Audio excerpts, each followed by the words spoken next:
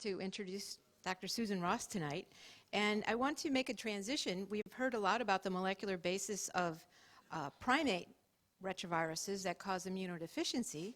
And tonight we'll be hearing about non-primate viruses that cause tumors.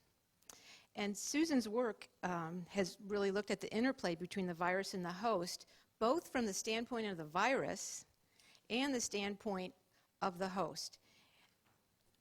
So she earned her PhD at Princeton, discovering adenovirus early genes, and chose postdoctoral work that equipped her for original research at the intersection of mouse genetics and infectious cancer viruses. And so this was special. She went back and she learned mouse genetics as well as the molecular or the virology behind it. Anyway, her faculty career started at University of Illinois at Chicago, where she was for 10 years, and then she moved to University of Pennsylvania School of Medicine. And really, she's been a triple threat, as we say in academia: teaching, research, service. And notable, I want to point out, is she's done many things at the university, but she was Associate Dean for Biomedical Graduate Studies, and in this role, she oversaw a major reorganization of the graduate programs. And it was significant because she integrated programs from all different aspects, all different sort of financial centers of the university under one umbrella. And I can tell you that this is not easy. And she was brought it into a flexible and adaptable network, and it's bolstered the quality and the reputation of the university on all fronts. And for these types of leadership, she's been recognized nationally in guiding initiatives in scientific training at other universities and also at the NIH. But back in her own lab, Susan has mentored over 40 PhD scientists. And yeah, it's a lot. Yeah. And they have remarkable positions in academia. Dr. Okiyama was a postdoc who was the second winner of the Andy Kaplan Award for Excellence, and we'll present the Andy Kaplan Award tomorrow. And so really, and then the rest of her students are in academia and all sorts of walks of life in biomedical research. So she's an elected fellow of the American Academy of Microbiology, AAAS, and she's chaired many committees and advisory boards, and she's a senior editor at the Journal of Virology right now. She's published over 100 peer-reviewed articles, and her work is special in that it's a unique blend of molecular genetics, mouse genetics, immunology, and virology. And so I would say that if I had to the sort of the take-home message is that she's really identified the molecular basis for infectious breast cancer viruses, and she's identified the layers of protection that the host has against the virus transformation, infection, dissemination. And so without further ado, we are going to hear about using mouse genetics to study virus-host interactions.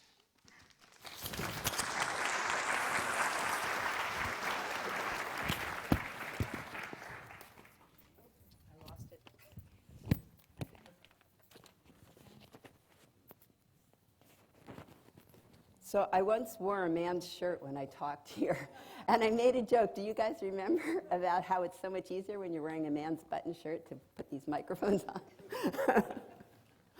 So it's really a great honor to be able to talk before all my friends and colleagues. Yeah, especially as a lowly mouse virus person at what's now become largely a primate virus meeting. So it makes you really introspective about your work. So you're going to have to bear with me because I'm going to tell you about my history in mouse genetics and viruses.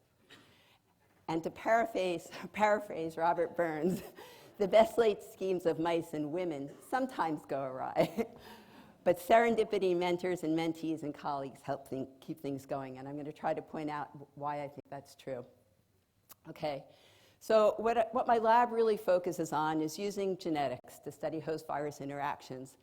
And by genetics, we look at resistant versus susceptible hosts, viral mutants, species differences, and then functional assays, including testing known factors and screening factors for factors that confer resistance or susceptibility. And I'm going to try and touch on all of these tonight.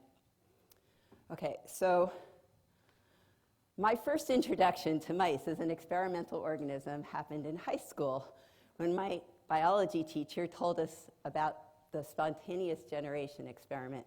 And that's where you mixed dirty clothes and wheat, and actually you had to put it in a dark room, and then you got pink mice out of it.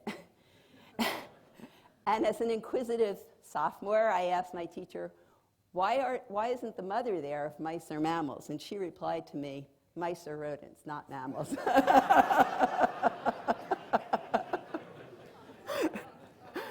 And we didn't have Google at that time to verify that. So, you know, shortly up, so this is really what got me started wanting to be a biologist, actually.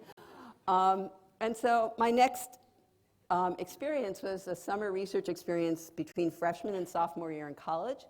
And I got the opportunity to work in a scientist named Bernie Goldstein's lab at NYU. And he was an environmental scientist, and he was really interested in how air pollutants would interact with blood, and whether there was something about different genetic backgrounds that would confer resistance to oxidative things in the air.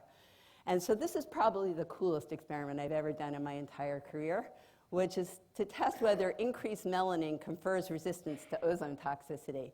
And the way we did that was to use these mice called Himalayan mice. And if you put them in the cold for a couple of weeks or months, they develop more pigment, so they have more melanin.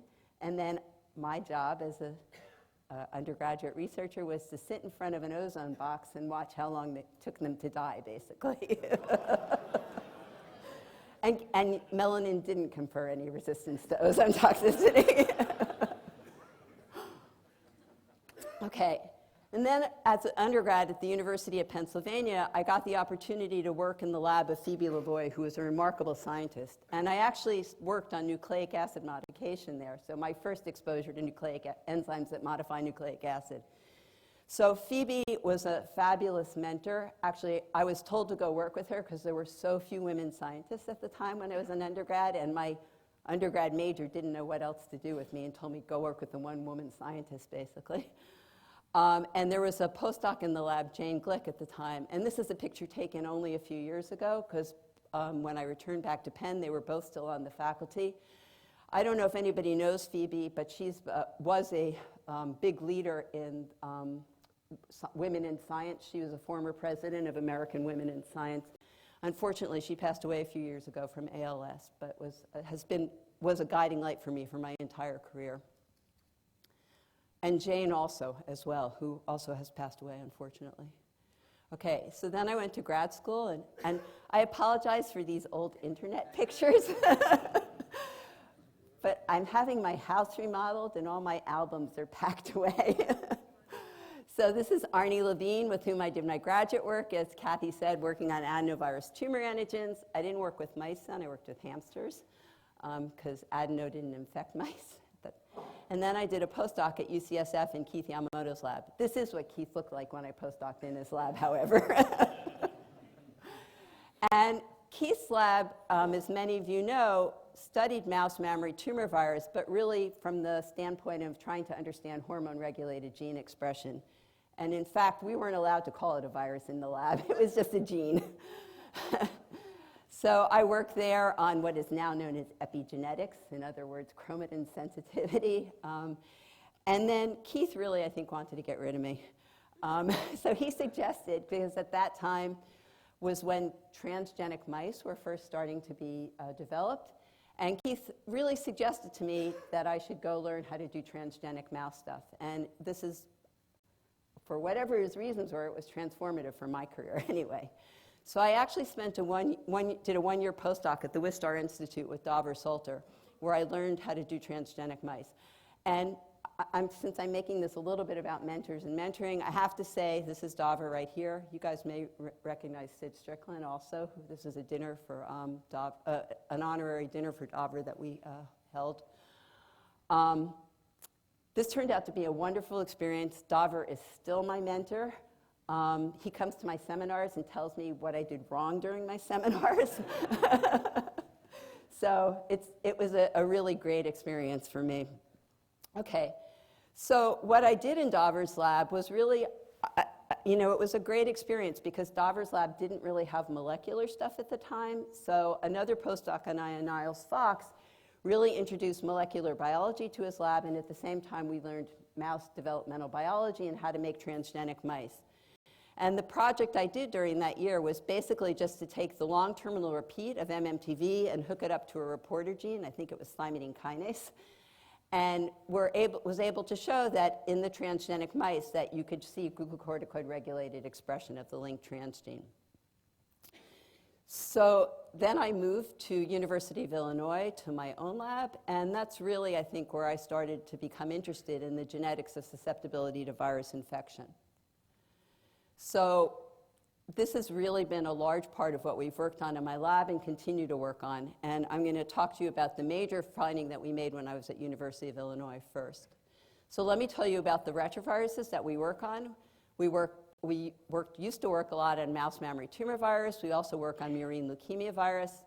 And the reason we think that these are really great models for studying virus infection is that they've been in mice for millions and millions of years.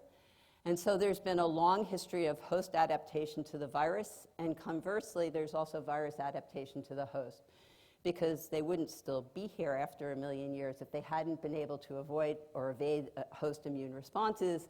And conversely, neither of them are really that pathogenic in mice, so that the mouse has also evolved to keep both viruses under control. Okay, so this story, this is where I think I guess I forgot to point out serendipity before, but this is another serendipitous thing that happened in my career. So my second graduate student was Young-Won Choi, and he continued the work of looking at how the long terminal repeat controls transcriptional regulation in transgenic mice. He made oncogene-containing mice that got tumors, and then he went off to do a postdoc. And he went to Pippa Merrick's lab to do a postdoc. And his project in Pippa's lab was to try to identify or clone what were then known as minor lymphocyte stimulating loci or endogenous superantigens. And right after Young-Won arrived in Pippa's lab, her lab showed that MMTV encoded a superantigen, and other labs, including John Coffin, sitting right here, showed that endogenous superantigen mice were linked to endogenous MMTV loci. Okay, so Young-Won, since he'd been an MMTV biologist in my lab, remembered that there was an open reading frame in the long terminal repeat. And many of you may not know this, but MMTV has a really long terminal repeat. It's 1.3 kilobases. And so he thought, maybe this open reading frame encodes the superantigen activity. So he asked us for some clones, and sure enough, he showed that the ORF was the superantigen. Okay. So now we know that MMTV is a complex simple retrovirus because it encodes more than just the GAG polynome genes. And as I said, the superantigen is encoded in the long terminal repeat, and work by a number of labs, including Jackie Dudley's and John Coffin's also, has identified that there are at least 2 transcripts that encode the superantigen. So why do mice have a superantigen? Why does MMTV have a superantigen, and why do mice have endogenous superantigens? So for that, we have to remember about how MMTV is acquired. So there's an exogenous form of the virus, and it's acquired when newborn mice suckle on mothers. And you can take mice and foster nurse them, and mice that are not infected, and they lose the virus. These exogenous viruses express superantigens that stimulate CD4 positive T cells. So conversely, mice that inherit germline copies of MMTV, which entered the genome about 20 million years ago, anytime these MMTVs encode an endogenous superantigen, the T cells that react with these superantigens get deleted from the immune repertoire. And that's during shaping of the immune repertoire, because they're recognized as regular endogenous antigens. Okay, so we just thought about this, and we thought, why would an exogenous virus want a superantigen? And conversely, what advantage is it to the mouse? And so we came up with the following model. And that would be that some antigen-presenting cell, like a dendritic cell, would present superantigens to T cells. And they're called superantigens because they cause massive proliferation of T cells. These T cells would be stimulated to divide, and they would secrete cytokines that would cause proliferation of other lymphocytes, and that would serve as a reservoir of actively replicating cells that would then become infected with the virus. So we set about to try to prove that. So this is when we started collaborating with Jackie Dudley. So this is Jackie at a retroviral pathogenesis meeting. I show this slide because you see she started drinking. And by the end of the evening, she's lost her name tag, she's lost her purse, and she's singing to us at the meeting. So Jackie provided us with a transgene with which to make transgenic mice. And it was just 2 LTRs hooked up together, and so there was a transcription start in the 5' LTR that read through into the 3' LTR. And so we made transgenic mice bearing this transgene, and this was actually work done by Tanya Golovkina when she was a postdoc in the lab. And many of you may know Tanya. She's a really prominent scientist, a professor at University of Chicago, very active in virology, immune responses, and now microbiome. So the experiment that Tanya set out to do was this.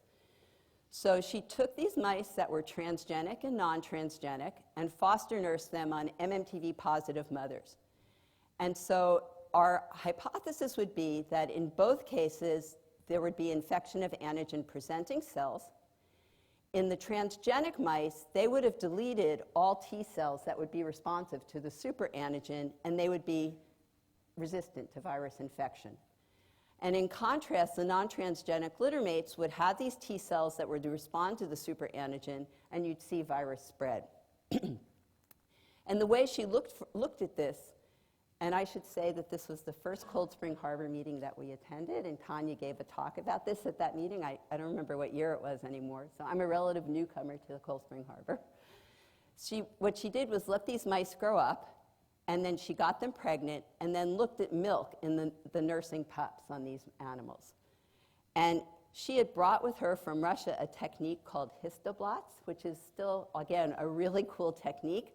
This is just thin sections of pups on nitrocellulose filters, hybridized to probes for MMTV. And you can see that this is an MMTV minus mother, this is a pup of an MMTV minus mother, a pup of an MTV plus mother. There's hybridization to the stomach because there's virus in the milk. And the transgenic mouse was resistant. It didn't shed virus and didn't transmit virus to its offspring. Okay, so we came up with the following model, which is essentially what I told you before, that you have to have this T cell stimulation, you get proliferation of these cells and transmission of the virus. And we actually went on to show that it's probably these cells trafficking to the mammary gland that ultimately leads to infection of the mammary epithelial cells. Okay, so then I moved to the University of Pennsylvania. And my daughter, who was about 3 or 4 at the time, learned what I did. So this is a picture of me going to work, according to my daughter. Notice the bow in my hair and the long gown.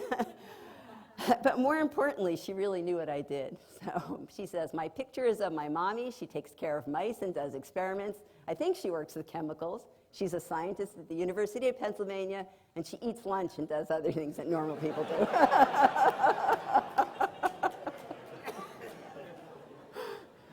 This hangs on the wall of my office to this day.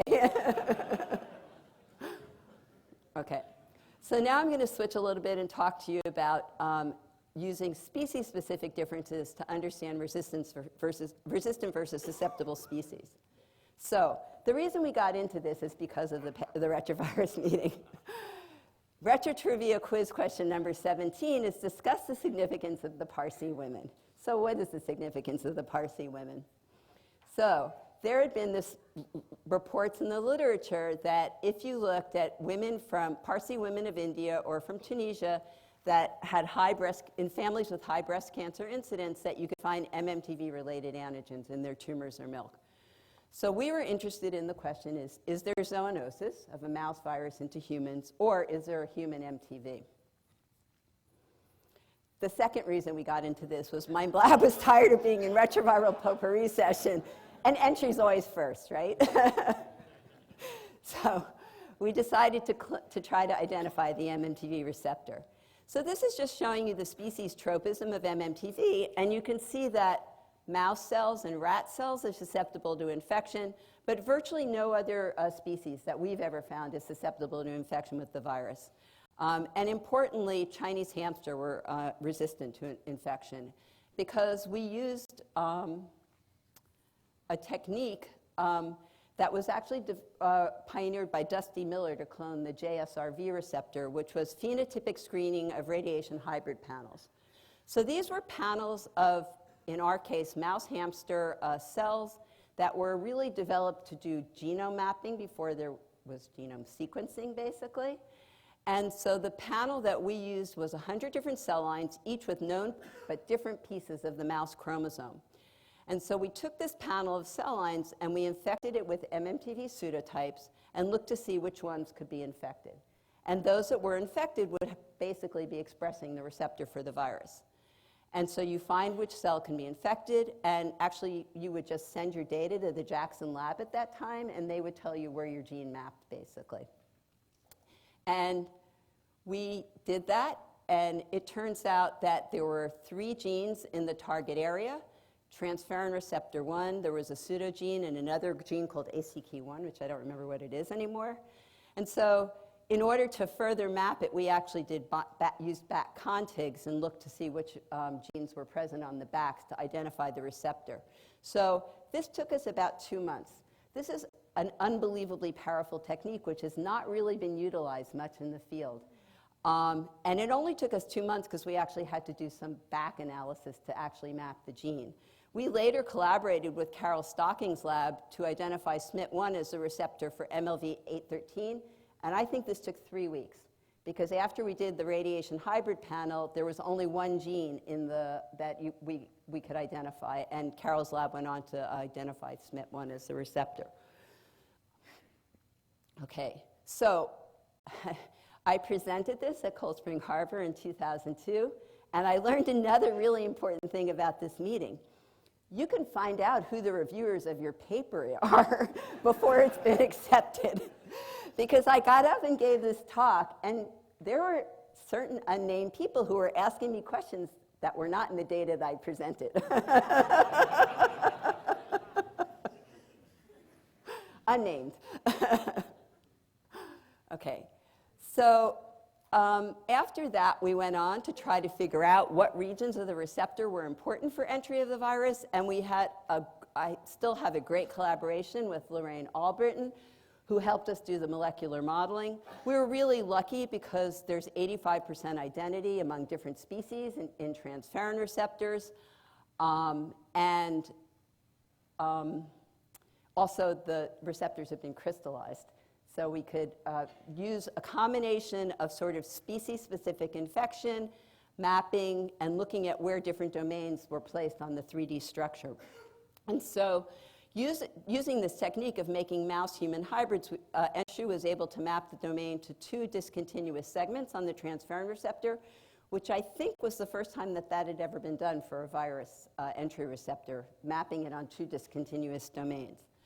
And so this is what transferrin receptor looks like, and those 2 regions map to the outside edges of this butterfly wing, and we think that MMTV binds to this groove found in between the butterfly wings. So we then actually later on went on to collaborate with Mike Farzan's lab, who then at the New England Primate Center, because New World arenaviruses also use transferrin receptor for entry, and they used our panel of mouse-human hybrids as a starting point for identifying the binding site for the New World arenaviruses. And they bind to a completely different site. Just a little bit of an aside, but some people know I now work on New World arenaviruses as well as retroviruses, and it stems from this original collaboration with Mike Farzan's group. Okay. I forgot what my next slide is. Oh, yeah, so now I'm going to go back to talk about genetics of resistant versus susceptible hosts and viral mutants. So Kathy mentioned Chioma Okayama, who was a postdoc in my lab. Ming Zhang was a lab manager. And they were interested in looking at the genetics of susceptibility. And it had been known. So MMTV was discovered in the 1930s, before we knew about retroviruses or anything. And there'd been a long history of genetic studies testing which mouse strain was susceptible or resistant to really breast cancer induction. And so we knew that black-derived mice, such as B10 or BLAC6, were resistant to MMTV infection. And you can see that here if you look at the mammary gland of a susceptible strain, such as C3H, versus a black strain, that you see much lower levels of infection, and similarly in lymphoid tissues. So you have to get that spread in the lymphoid compartment before you get transmission of the virus. So Ming and Chioma did a backcross analysis, and they showed that the resistance segregated as a recessive trait, susceptibility was semi-dominant, and then they took a backcross panel and did lot analysis.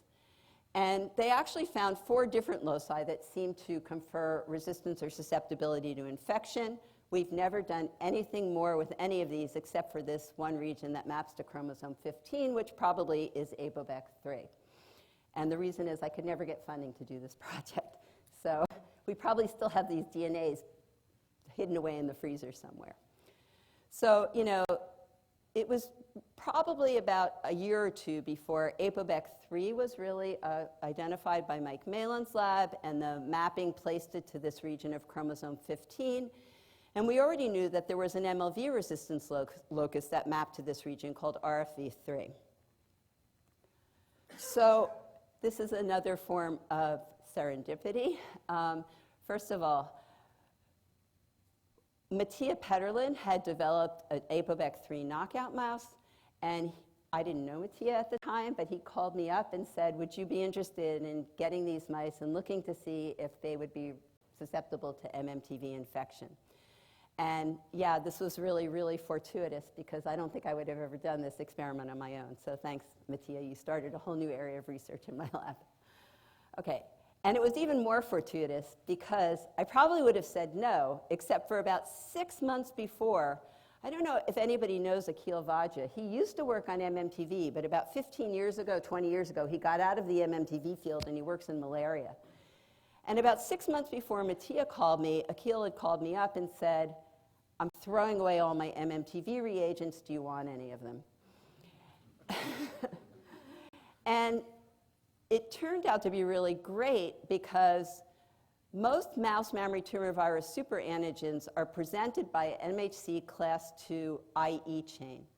And it turns out that BLAC6 mice have a deletion of this IE chain. And that's a problem when you want to use transgenics or knockouts, because almost everything is done on a BLAC6 background or another background that lacks this IE chain. But Akhil's lab had mostly worked with this variant or other strain of MMTV called R3, and it actually infects BLAC6 mice. And so this really gave us the ability to take Mattia's mice, which were on a BLAC6 background, and test whether they would be infected or not. And honestly, if we didn't have this, I don't think we would have done the experiment, because it's so painful to do backcross analysis to get the right major histocompatibility locus. Or too risky, let's put it that way. Okay, so from then on, we only used MMTV R3. Okay, so I think most of you know Chioma's work. So she tested whether knockout mice would be more susceptible to MMTV infection, and I'm not going to show you a lot of data. I'll just show you the tumorigenesis data. And this is looking at a APOBEC competent mouse, or APOBEC competent mice, APOBEC knockout mice, and you can see they get breast cancer much more rapidly than do the competent mice. And this was a great publication for Chioma, and she was the Kaplan Prize winner, the second Kaplan Prize winner here at Cold Spring Harbor. She's now a faculty member at University of Iowa in the Department of Microbiology, and is doing really well on her own. Okay, so this is Hung's wedding picture. I didn't go to his wedding. See the yarmulke on his head? So along with Mattia, Hung, this is when we started collaborating with Hung's lab. And Hung has just been a fabulous collaborator, and he really introduced my lab to using MLV.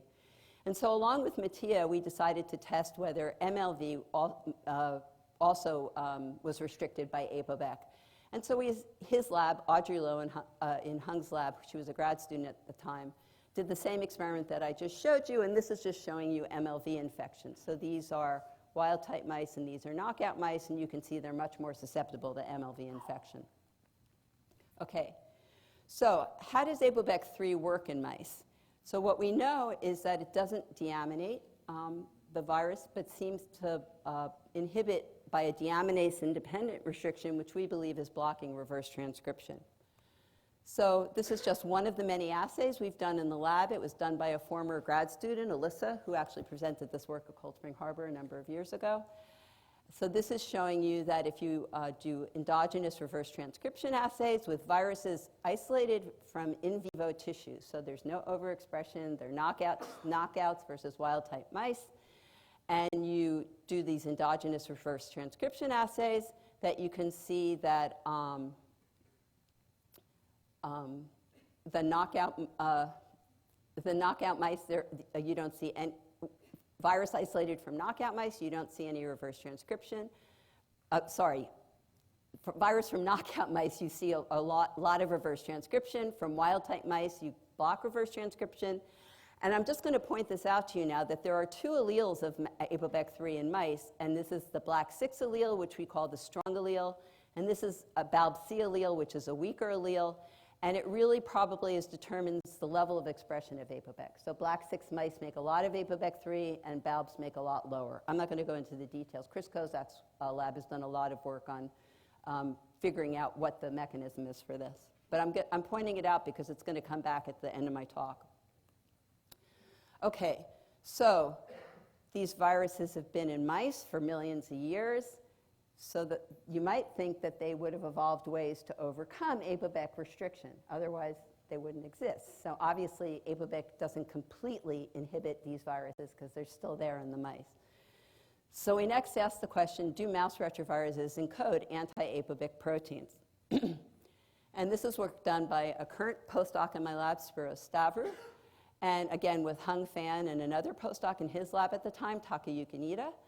And they decided to look at what we heard about this morning, the glycosylated GAG protein of MLV.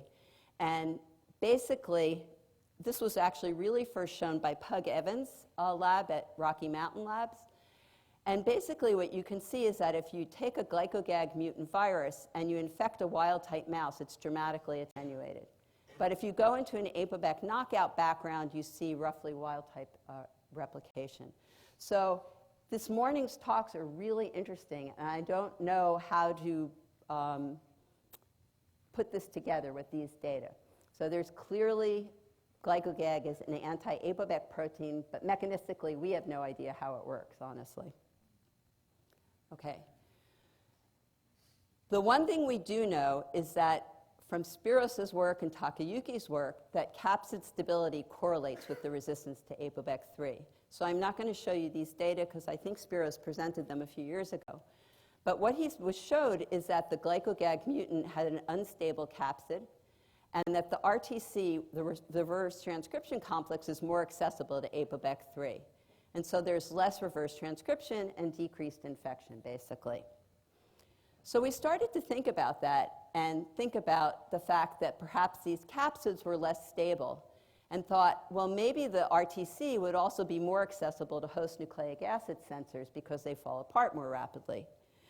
And so we knew about work from Nan Yan when he was in Judy Lieberman's lab, showing that TREX1, the cellular DNA exonuclease, if you treated HIV-infected cells, that you could see an interferon response.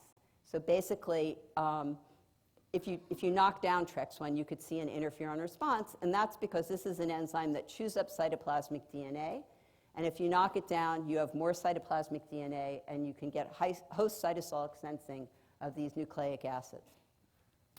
So we decided to test whether this was true for MLV as well, and this is the experiment done with TREX sRNAs in a macrophage cell line. And you can see that if you knock down TREX with wild-type virus, you get an increase in interferon production. But if you do it with the glyco-Gag mutant virus, you get a really big interferon response to the virus. So TREX1 sensitive DNA signals through a molecule called STING, the adapter protein. And STING then activation of STING results in the activation of a kinase called TBK1, which phosphorylates IRF3, which goes into the nucleus and turns on interferon. So we tested STING knockout mice, and I think you can see right away that these are primary bone marrow-derived macrophages from STING mutant mice, that when you do the same experiment with these macrophages, you don't see any interferon response. So it's clearly going through this pathway. Okay.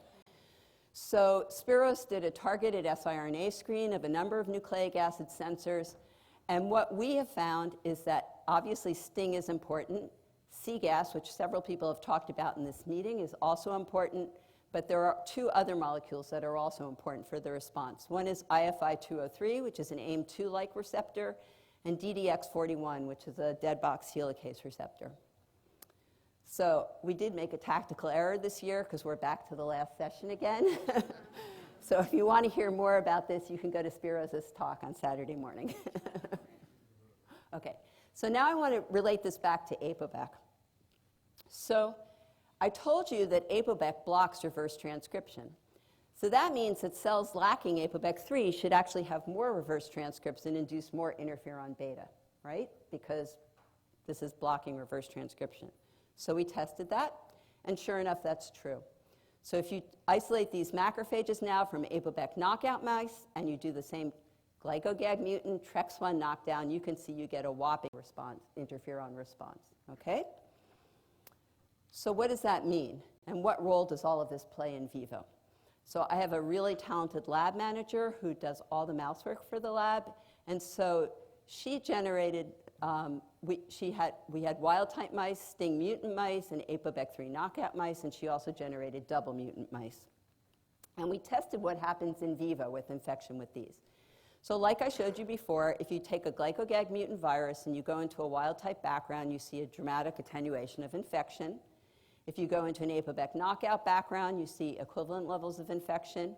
And look what happens when you go into a STING mutant mouse. The wild-type virus does infect more, as does the glyco-Gag, but the glyco-Gag is actually lower than the wild-type virus. And why is that? And that's because although STING mutant mice don't have activation of the interferon pathway, they do express basal levels of APOBEC3. And when you do the double knockout, you now can rescue that phenotype, basically.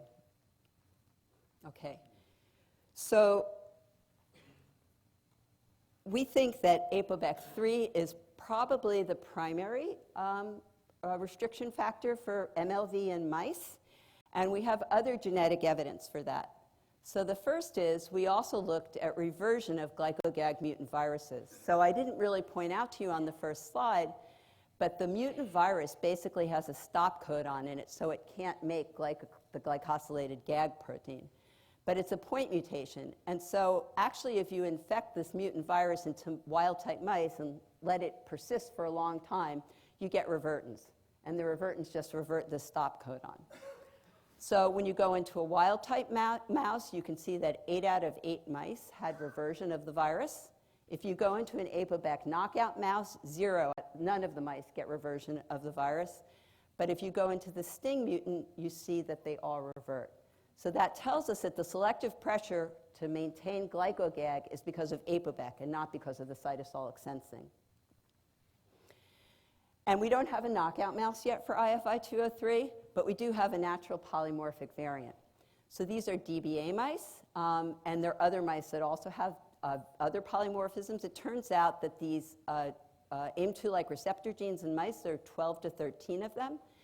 And DBA had been reported a long time ago to have a deletion in the genome. And this is showing you that it's missing MNDAL. It makes very low levels of IFI-203.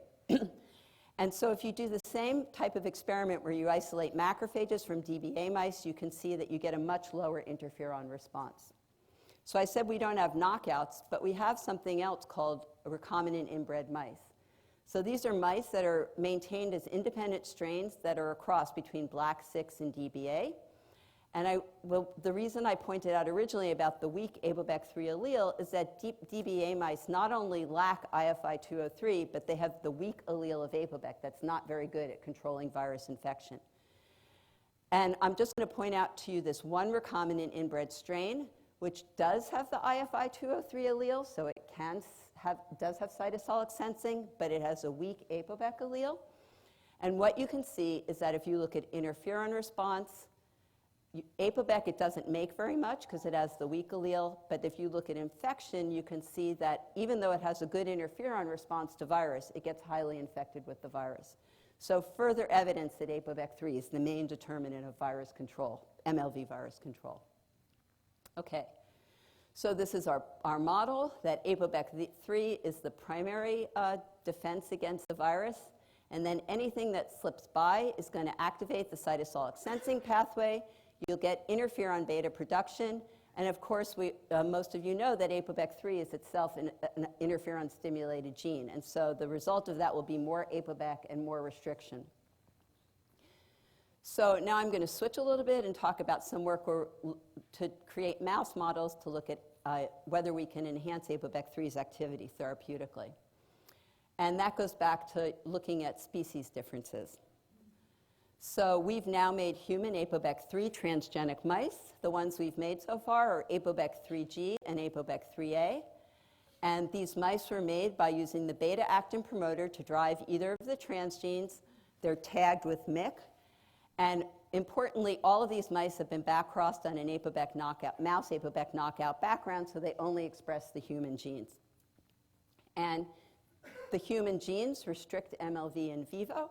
So we have two different strains of APOBEC3G and two of APOBEC3A. And these express more than these mice do. And you can see there's more restriction if you make more APOBEC3A. And the same is true for APOBEC3G, and the same is true for APOBEC3A. And these are not like super high expressors. These mice express at the same level that you find in human PBMCs. So, okay. So this has allowed us now to create a mouse model for studying APOBEC3G VIF interactions. And I think it was at this meeting that I met Ed Brown, who came up to me after he saw that we had these transgenics and said, well, I've just made a friend murine leukemia virus that expresses VIF. And so we collaborated with Ed and so the way he did it was to put a picornavirus P2A cleavage site upstream of VIF. And these viruses make VIF, and if you compare their infection in our APOBEC3G transgenic animals, you can see that in the low expressor, VIF completely counteracts the APOBEC3G, and in the higher expressors, it helps counteract the APOBEC3G compared to the parental virus without VIF. And on, what is it today? Tuesday I don't know if anybody went to Chris Cadena's poster in my lab, but he's now engineered variant amino acids into VIF and is using it as a model for studying how different VIFs can counteract APOBEC3G.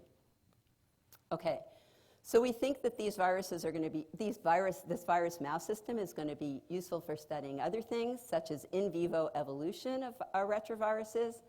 And so this is just really preliminary data that I'm going to show for the next few slides. Most of what I talked about so far is published.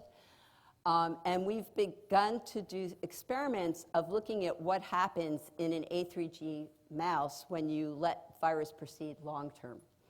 So I think in this experiment, we injected 6 mice of each genotype with MLV.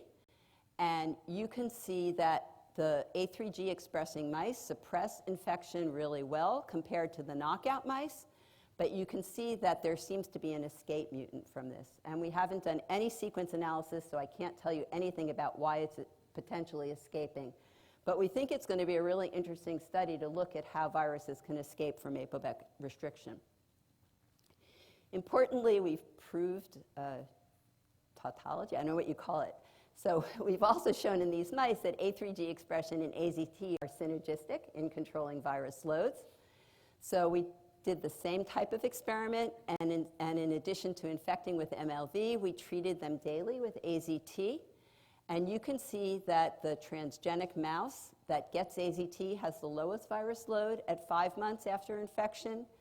The transgenic mouse that doesn't have AZT controls infection okay, but not great. The knockout mouse that got AZT looks like the A3G mouse that didn't get AZT, so it seems to be synergistic. And the knockout mouse that gets no AZT has really high infection, and in fact, the double stars are that most of the mice are dead by 5 months because they have MLV-induced leukemias. And interestingly, we also think that we may be seeing AZT escape mutants in this system. So again, the reason this has a single star here is we had to exclude one mouse from the 5-month analysis, and that's this mouse right here, which started to have a much higher virus load after treatment and died actually before the 5-month period. So again, I put a question mark because we haven't done any analysis of these viruses. We haven't put them back into mice. We haven't put them into tissue culture cells to prove that they're really either A3G resistant or AZT resistant. But I think it's a really promising start to doing these types of experiments. Okay, so I hope I convinced you that you can use mice to study host-virus interactions, and using all these different types of approaches, we can develop particularly great models for testing in vivo infection and the role of genes in infection. So I know Mary Carrington showed something similar last year, but I promise you I used this slide before I saw Mary Carrington do it. So my lab is really a lot of fun. I have people from all over the world working in the lab. I've had people from all over the world working in the lab. I have great collaborators at Penn and terrific collaborators elsewhere. I will point out that there's no one in my lab from Australia or New Zealand, but Ed Brown is originally from New Zealand, so we welcome him as an honorary member. Okay, so I have to tell everybody that they should go to the retroviral pathogenesis workshop this summer, which is in Mülheim an der Ruhr in Germany. Ulf Dittmer is really the main organizer of this meeting. It's a great meeting, usually about 100, maybe 110 people, mostly PIs talk. We do have 6 fellowships available for students to pay the students and postdocs to pay the registration fee from PLOS pathogens, retrovirology, and the NIH. So you should try to apply. And just to show you how fun these meetings are, the 25th one was in Iceland. And those of you who went will remember that this is the bar, and we were all here soaking before dinner. It far was better than the Cold Spring Harbor banquet. And you know, just to say that Germany will probably be fun too, because we're going to get to go on a guided tour of a coal mine. So with that, I'll stop and answer questions.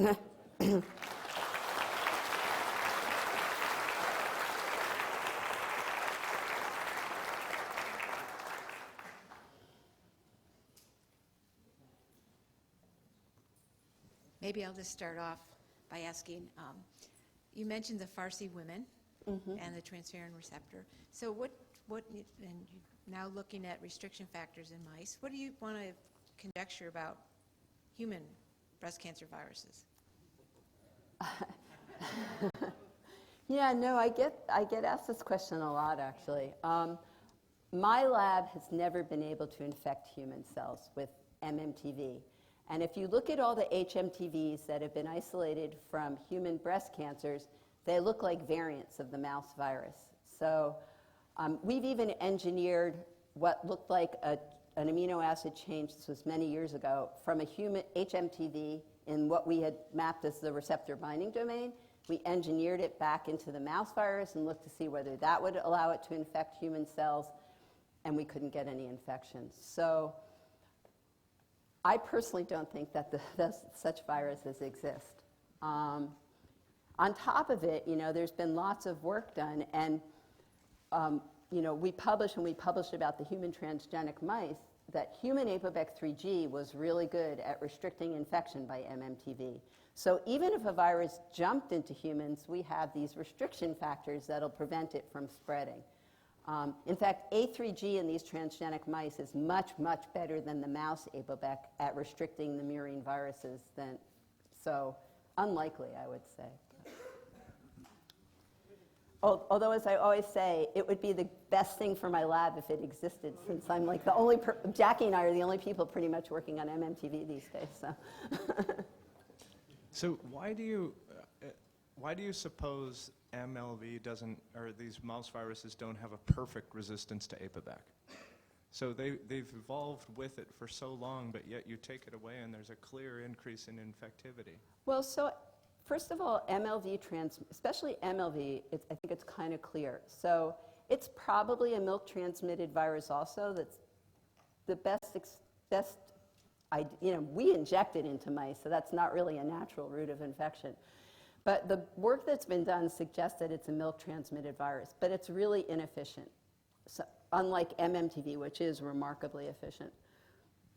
So it's not a very infectious virus to start with. And when you're getting a low dose of infection and you don't develop leukemia probably until you're over 6 months of age as a mouse, that's long beyond puberty, so there's really no strong evolutionary selection against the virus.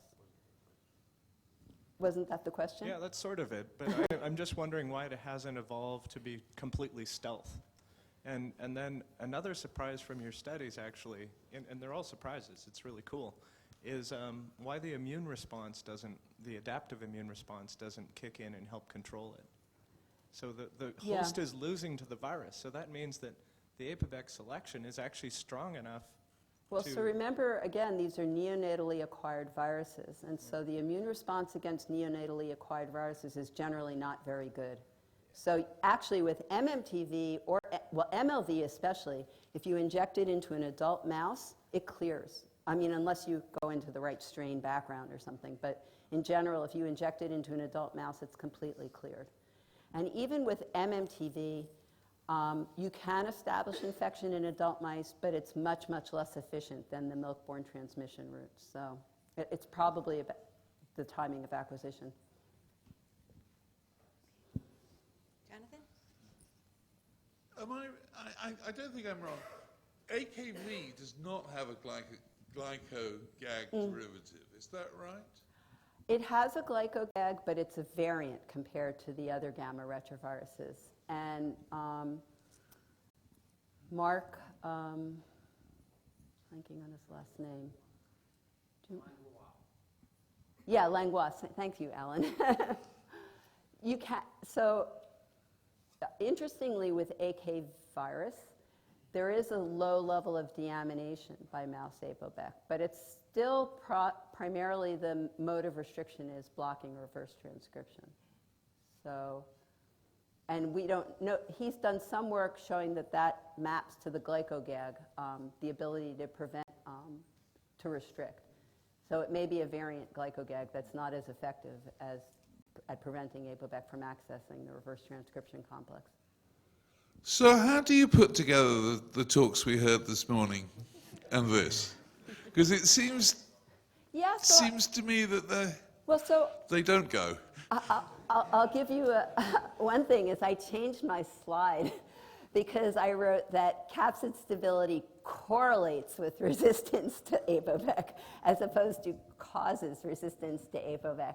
And so I guess one possibility, which I thought about when I heard the talks this morning, we heard that if you VSV pseudotype that you don't see that type of effect, right? And so maybe it's where the virus enters that determines how the capsid falls apart. And perhaps that's what's going on with these glyco-Gag mutant capsids. So looking at stability may not have anything to do with it, but it may be the pathway by which the virus enters. I mean, that's a hand-waving argument, but that's how I would reconcile it. So a polytrophic virus might not show that effect? I don't know, yeah. Over here. So with the human APOBEC transgenic mouse, is that restricting MLV by deamination? Or yes, it's heavily deaminated, actually. So that's another really interesting thing, because as far as we know, both the human and the mouse, APOBECs get packaged in the virion, so it's not a virus problem.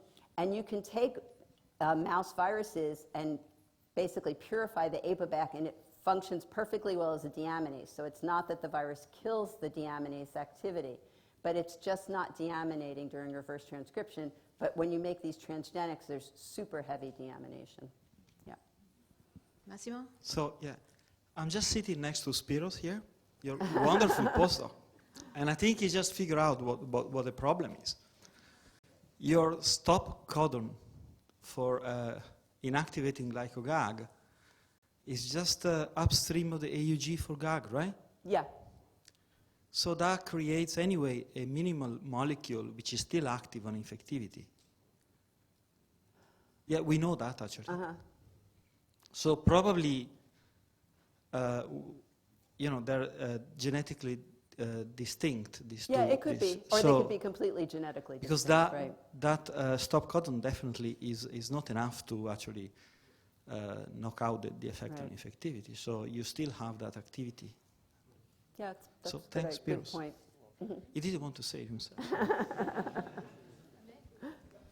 This might be a little naive, but is there any evidence of passive transfer of antibodies from the mothers to their pups? And if there is, any correlation with ADCC activity in those antibodies? So in general, well, nobody's studied that in MLV. In MMTV, actually, Tanya's done a lot of work looking at whether mice mount an immune response to MMTV. And most strains of mice don't. There's one strain of mouse called the I strain, which does make a really high level of antibodies to MMTV. And in that case, they protect the pups from being infected because the virions that are shed into milk are coated with antibodies, so they're non-infectious. But I don't think that anybody's looked beyond that.